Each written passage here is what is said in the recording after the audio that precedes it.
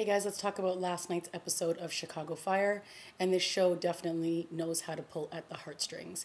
And Joyride goes for a run because I think he's mostly frustrated with his father because he knows that he's about to be taking over as chief of 51. He knows that Bowden is probably going to hand in his letter of, or has handed in his letter of resignation, and he's just not happy. So he goes for this run and he witnesses this tractor kind of acting sporadically, and it tips over, and he goes to see what happens, and there's a little boy inside, and his name is Nathan. And it's a really horrible scene. He's been punctured through the arm and his leg is trapped and he can't get out. And Joyride, when he went for this run, he left his phone in the car. He had told the chief that he was going to be late coming in, so no one's really expecting him for a little while.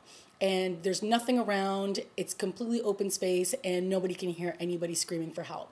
So when Joyride goes in to help him, I don't really know why Joyride would do this because he should know better, but he pulls the puncture that's in the kid's arm out, and it looks like it's severed an artery, and blood starts gushing everywhere. And of course, Joyride has to go into action mode, and he has to pinch off the nerve so that it doesn't keep, or the artery, I should say, so that it doesn't keep spewing blood. And this kid can't be more than 10 years old, 10, 12 at tops. And the reason why the kid was in the tractor, he was disappointed that his father had not come home to teach him how to use a tractor, and he wanted to learn on his own so that one day if his dad did come home, he could say he did it without him and that he didn't need his help. Pretty sad. And of course, Joyride could relate to this because he feels his father kind of abandoned him the same way. He became a fireman when his father had left, and he was able to do it all on his own. So he can really connect and bond with the child, and it's really devastating to watch as, they're basically stuck there overnight. It's pretty crazy. And then finally Joyride finds a way to jumpstart the tractor and push it up so that it can get up on its two feet. And just in time is when Shay shows up and is there to, get them in a car and get them to the ambulance. Because, of course, Shay hasn't heard from him all night, all day. And she's, worried, and she knows he went for a run. And so she knows usually his, path that he would take. So she kind of does her own little investigation and finds him. So they get the child to the hospital, and thankfully he lives. And it was touch and go because, he had been losing a lot of blood. They had been there all day, all night, and into the next morning. So, it was a really emotional scene because every time we saw them, it was sort of like, what else could happen? He literally had to pinch off the artery with like a paper clip. And it was just like, oh my gosh, it was rough. In the B storyline, we had the Arthur who had been threatening Dawson and, the bar that she owns, and, her boyfriend Jay had been working undercover, and they needed him to be provoked so that he could finally arrest him and get him just where they needed him. And of course he comes to the bar, he wants the money, and Shay's like, well, I don't have it for you. And then he lights the bar on fire. Next thing you know, they're pulling out guns. He's got a gun pulled at at Dawson, and it's pretty crazy. And then Jay is able to take down his other man, and they arrest him. So thank God. But of course, Jay took a bullet to the shoulder. And what we find out is, this is basically sort of his segue into the new Chicago PD spinoff that they're going to be doing, which starts in January. So this was his way of saying, listen, I took a bullet while I was undercover, and now I get to choose what assignment I want to be on. I want to be on intelligence. And that's, of course, the division that Dawson's brother is going to be on. So obviously we're going to see him in the spinoff, which is kind of cool because I liked him. And Dawson basically is like, well, you know what? I don't think I can handle this because, I'm not into dating somebody who's going to be undercover all the time and is going to be putting their life at risk all the time. I'm just not interested, which is kind of weird since she really wants to date a fireman and he puts his life at risk all the time. And that is one of the things I really love about this series is it shows you what these firemen are willing to do to protect us civilians every day.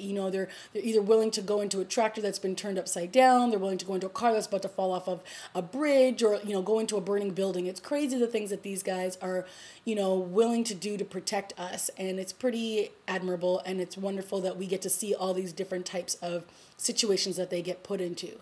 So we met Shay's new little booty call, and she's annoying. She goes on a call with her and Dawson, and she's just like, oh my God, I can't wait for her to get Shay to get rid of her. And Shay's kind of spiraling out of control right now in her own way, but I'm hoping that this is just going to be, you know, a short-term thing, and she's going to ditch her soon enough.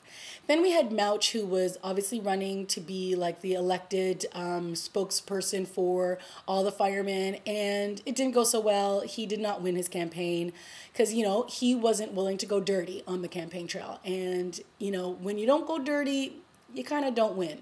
So unfortunately, he will just be like everybody else, and he'll just go back to being Mouch, and he'll be another fireman at 51. And lucky for them, 51 is still going to be open. Why? Because Bowden decided to hand in his resignation and give the reins over to Benny Severide. And they don't know that yet. Only Casey knows it. And Casey's the only one who's, you know, had to hold on to this information for this whole episode, because Bowden basically wants to tell everybody once all their shifts are done.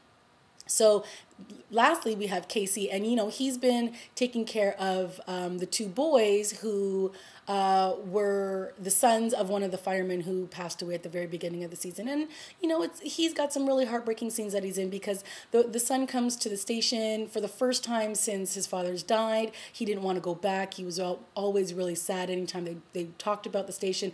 And he came, and he, you know, he looked at, you know, where his father used to hang his fire jacket, and then, you know, he was asking where his badge was, and Casey takes him to go see it, and it's really devastating. You know, he sees all the different badges that are in this glass case that are all the fallen firemen, and it's a pretty emotional scene. And, you know, the boy breaks down in Casey's arms, and it's really sad. And I'm really, you know, not looking forward to the day when he has to say goodbye to these kids. And it looks like it might be coming sooner than later, because their mother might be put into minimum security, and then, you know, she could be getting out sooner than they thought.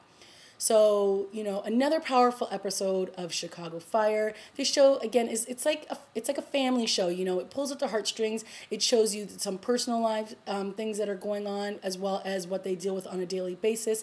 And the drama's always going on, and I like that. So another good episode of Chicago Fire. It's been off for like the last 3 weeks, so hopefully we'll have a few more episodes before it goes on another hiatus, and they'll pack us with some good punches. All right, guys, that's been my review of Chicago Fire. See you next week. Bye.